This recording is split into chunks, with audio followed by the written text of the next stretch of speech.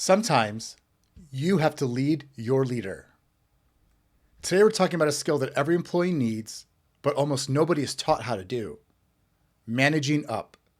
How to advocate for yourself at work, how to communicate like a leader, and how to build a relationship with your manager that actually supports your growth. Hi friend, welcome back to Built to Grow. I'm your host, Valdet Selimaj. I'm a coach, consultant, facilitator, and this is a topic that actually comes up a lot when I do my work with clients, with individuals, with leaders. How do I manage up? How do I support myself and advocate for myself and create boundaries with my leader without apologizing for it? Let's get into that.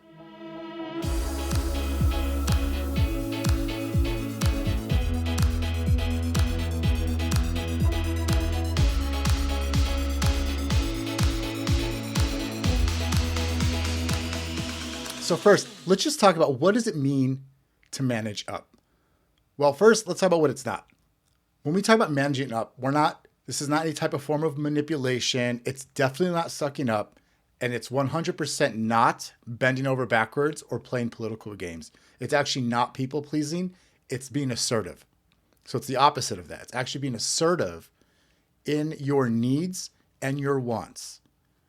Managing up is leadership. And no matter what your title is, regardless of your title, you are a leader of yourself. So it's your responsibility to advocate for yourself, to get what you need, to get what you want, to communicate it. People can't drag that out of you. You have to share that and communicate that. So that's part of leadership, is learning how to manage up.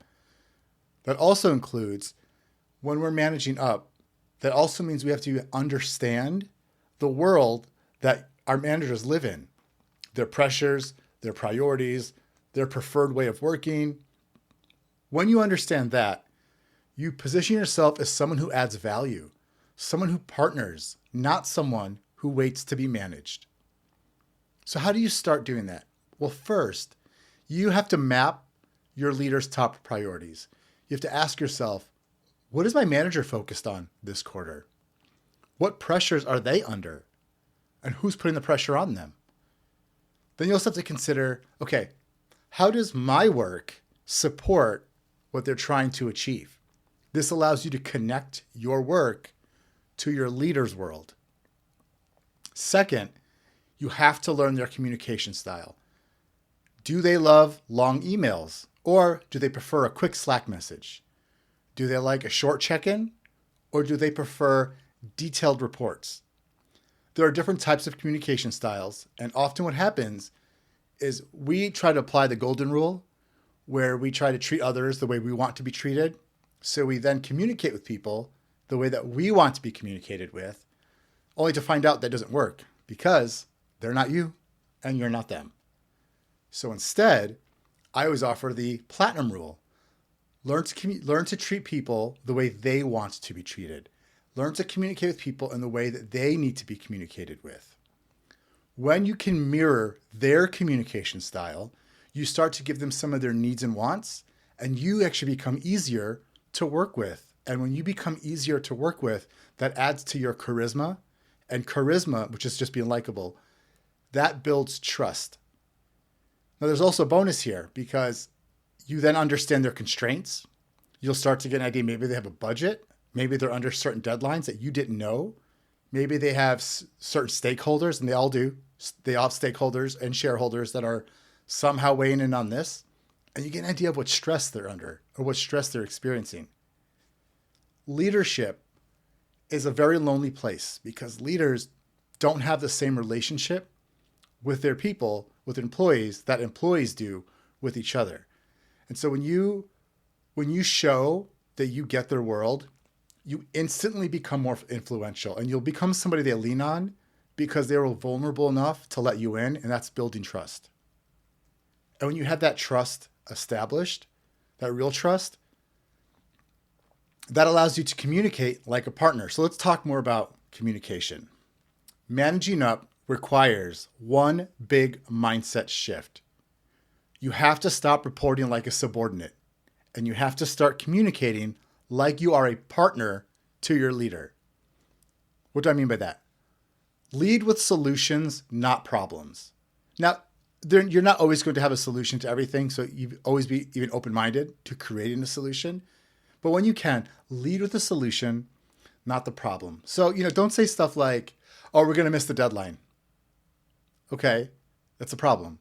Say, we're behind because of the vendor delay, but here are 3 ways we can get back on track. Based on my experience, my recommendation is option 2. You're communicating a solution. You're also exerting your credibility, and you are showing, again, the solution. So the leader knows, wow, you have found the problem, but you've also solved it. It's also important to give context, not just updates. A lot of times, employees will go into a one-on-one with their leader, and they'll say, oh, I'm halfway done with my pipeline. This project is 75% complete, or this project's half complete.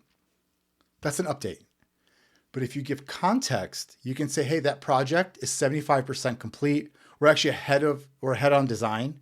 So that gives us a good buffer for testing where issues normally come up anyway. So now we can actually be proactive. So do you see what I did there? I still addressed the update, but I gave context. I showed ownership. I showed engagement. And so I'm helping lead my leader on this thing, on my work. As a leader of yourself, try to flag issues early. Like start thinking ahead about, okay, if we do this, what's the impact of that down the line? There'll always be surprises, but if you think ahead and you flag issues earlier, you can actually prevent some surprises from even happening. And as a leader of self, leaders don't hide problems. They elevate them with clarity and solutions. Now let's talk about advocating for yourself, because this is where managing up really comes into play, especially I don't know what your work environment looks like, but sometimes you need to speak up, have accountability conversations. This is where people get uncomfortable, though. And actually, a lot of times, people will avoid these uncomfortable conversations, and then they end up resenting it, or it starts, that quietness, they start to stew on something. But I have to tell you, self-advocacy is leadership. But the key is that you need to frame it with what the business needs. So you need to frame what you need in business terms.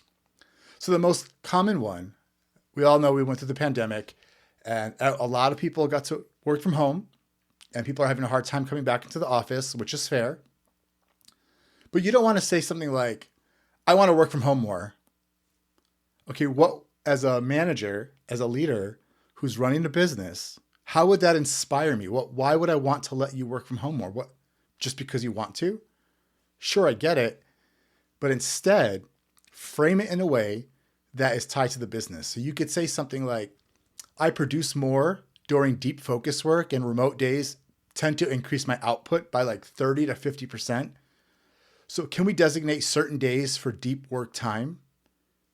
Again, I'm asking the same thing, that I want to work home more, but I'm giving that leader a whiff-em. I'm giving them a solution, and they're going to get something out of it. They're going to benefit me. They're going to benefit from me working from home, because it will increase my output. And that only makes the business better. So when we are advocating for ourselves, it's important that we bring options, not demands. Like if you want, let's say you want personal or professional development at work, you can offer like a high cost, a moderate cost, and a free option, and show that you've done the homework. That's what really leaders want to see. You have a thing that's come up. You want to advocate for professional development. You want the company to pay for it. You have the high cost one, the moderate cost one, the free option. Okay, what went into it? What was the cost? What will you get out of it? How will that impact the organization? What will you come back with? What does this solve for? How does it help us be better? Because they want to see that you've done the work. And a lot of times they'll actually give you the high cost one as long as you've done the work. I've built plenty of business cases asking for more high cost professional development, and got it because I made a case and I made sure that I did the work and I showed that I've done the work. So they saw my work. Which also leads me to another point. Use data. When you advocate for yourself, use data when you can. Data is a really great way to build credibility, especially if you are likable and they trust you, and now you have data to support you.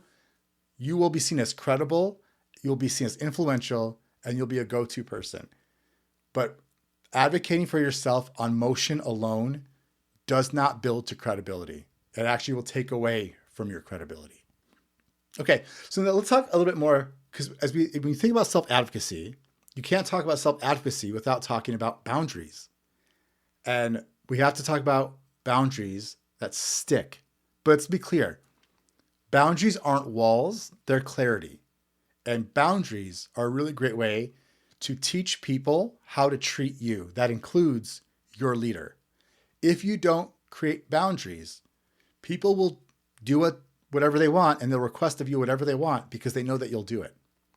So you have to give boundaries, and you have to teach your leader how to lead you and how to work with you. So for example, instead of saying something like, I'm overwhelmed, it's too much, you could say something like, hey, yes, I can take this on, but it will push this other deadline back 2 weeks. So which one do you want to prioritize? Or, yes, I can work on that file right now, but the other file that I was going to work on, I have to push back to tomorrow. Now, let's make sure that you offer alternatives. Deadlines are there to help guide projects, but they're not set in stone. So if you can't meet a deadline, just offer an alternative and communicate it. If you can't meet a deadline, so like, hey, I can't finish by Friday, but I can have a draft by Thursday and the final version Monday. That's a great way to lead up, to manage up, which also ties to boundaries and communication and working styles. You have to communicate your working style because that helps build trust. That means you're being authentic, you're being courageously authentic, you're speaking your mind, you're sharing what you need. When people know how to work with you, collaboration becomes smoother and not harder. And that helps us build trust. And trust is everything when we are managing up. Without trust, if your leader doesn't trust you, nothing else is going to stick. So this is where integrity comes into play. Do what you say you'll do. If you're going to turn in something on Monday, turn it in on Monday. If things change, communicate early when things change. Don't wait to the last minute. That will diminish your credibility. You also have to own your mistakes quickly and confidently. You say it, you own it, you fix it, you move on. Look, no one's perfect. And managers absolutely do not expect perfection from you. But they do expect honesty, consistency, and follow through. And all of those are part of our character. And when we have character that builds trust, we are able to manage up. But also remember, trust is built in very small amounts. So it's the little things that you do that deposit into someone's bank account, emotional bank account. And the more we deposit, the more high trust individual we become. Now let's also talk about it becoming valuable, but without the burnout. Because the goal here is we don't want to be irreplaceable because everyone's replaceable. We want to become valuable. We want people to see to see us and go, I need this person. This person positively impacts the organization, the team. We need them here. Because if you are irreplaceable, you'll just get overworked until you're burned out because they're now dependent on you. When you lean into being valuable also includes boundaries, communicating ahead, things like that. That leads to more and more opportunities. I've been in positions where I've been considered valuable and more opportunities came my way. I was able to do more, experience more because I established myself as valuable, not irreplaceable. And so it's become valuable. There's some really great ways to do that. First and foremost, you want to think ahead. You want to anticipate the needs because you're thinking ahead. Let's say your leader, your manager has a big presentation coming up. Be proactive. Gather data and ideas and share it with your leader well in advance. Become a resource. Learn the tools that are necessary. Understand the client. Understand the customer. Notice patterns in the business, in employees, on teams. What are the patterns that you are observing? This helps build your business acumen, which leads to you being valuable. But it's not just about the awareness. It's how do we take the resources and the tools and the newfound understanding of the patterns and of customers and clients, connect the dots. Leaders aren't just task doers, they're pattern seekers. They're strategic thinkers. So now you're probably thinking, what if I try all those things that don't work? Well, now we have to think about that differently, because sometimes we actually have to admit something to ourselves. And I've been here before too. Sometimes the relationship just doesn't click. Sometimes the environment is toxic. Sometimes it just sucks. Sometimes the values just don't match you. And that's a common conflict style, is just value conflict with the organization or with a leader.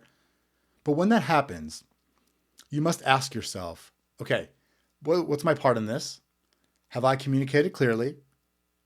Have I shown consistency? Have I aligned my work with their priorities? If the answer is yes, then the issue might not be you. It might be the system. And that might be your sign to evaluate your next step. Maybe that's not the team you want to be on. Maybe that's not the organization you want to be in. So you want to start really considering, where do you want to go and what aligns with what you need and want. Managing up isn't a game. It's a leadership skill. It's a growth skill. It's a confidence skill. And when you learn to advocate for yourself, communicate with clarity, set boundaries, and build trust, you don't just grow your career, you grow your power. And something I also want to add, as founder of DevCore Consulting, a learning development firm, we can help you build the knowledge and skills to manage up and position yourself for professional growth and success. So thank you for listening to Built to Grow. Share this episode with someone who needs it, and check out devcoreconsulting.com for more leadership development, culture design, and online courses that create real impact. And you can always reach out to me, Valdet, at devcoreconsulting.com. I'll see you all in the next episode.